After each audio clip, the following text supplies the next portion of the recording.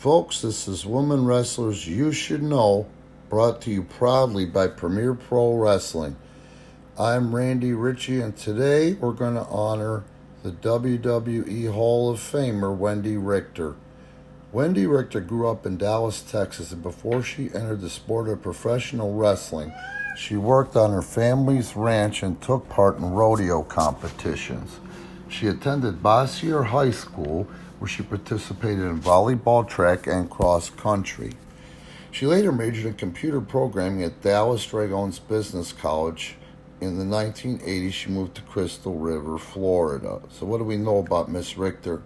She is beyond an athlete because she's got your regular sports in there, volleyball, track, and cross country, but add some rodeo to that, and you got yourself one tough, well-rounded athlete.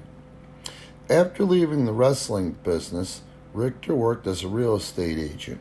She also returned to school for 13 years, earning a degree in physical therapy and a master's degree in occupational therapy. Aside from therapy, Wendi competes in dog shows, including the granddaddy of them all, the Westminster Kennel Club Dog Show.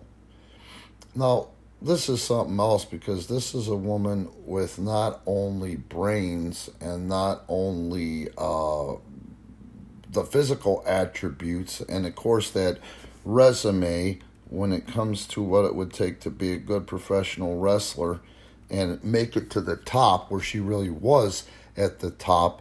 As a matter of fact, at the time, some of the programming that she appeared on MTV was some of its most highest rated programming. But, I mean, she's got a master's degree, folks. Life after wrestling in the WWE Hall of Fame, and this is talking about 2005 to present. It's Wikipedia, so there's going to be, if nothing else, at least somewhat of a roadmap here. It might not have all the accurate stops on it again. In the years after retirement, Wendi was involved with wrestling. In a 2005 shoot interview, she expressed disgust toward the betrayal of women with the WWE product and was still hurt over her WWF exit. Well, that being said, yes, it was an exploitation product, and facts are facts.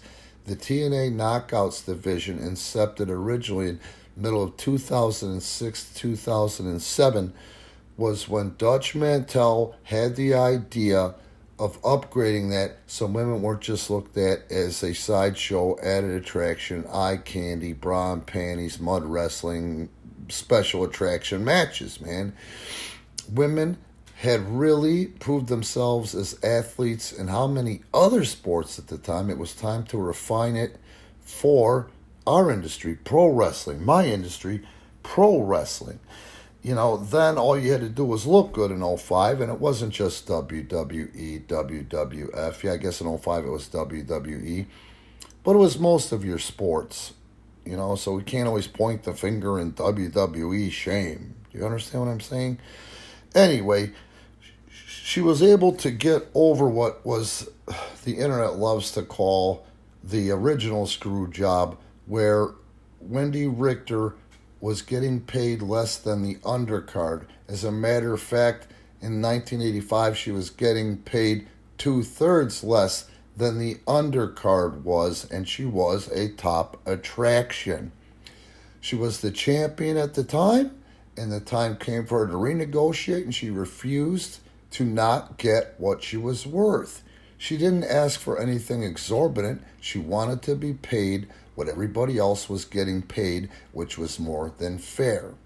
Now, yes, WWF at the time was wrong, as was most of the businesses at the time, because they didn't pay women as well as they paid men.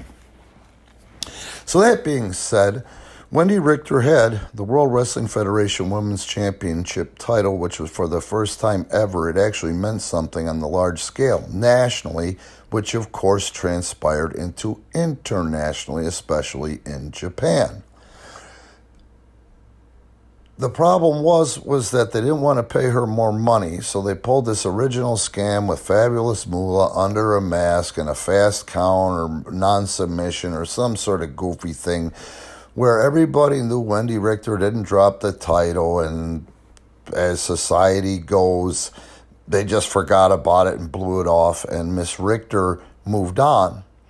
Well, that being said, a lot of times the internet likes to paint this as what happened to them, where are they now, and kind of call them in the B class as far as talent goes. Well, Wendy did do some wrestling at the time, but she knew that it just wasn't the time or place for her to get what she was worth. So I read to you what she did, and Wendi sounds pretty damn happy to me, folks. You know? So once again, we honor a woman who really deserves our honor, Miss Wendi Richter, and I love it when somebody lands on their feet.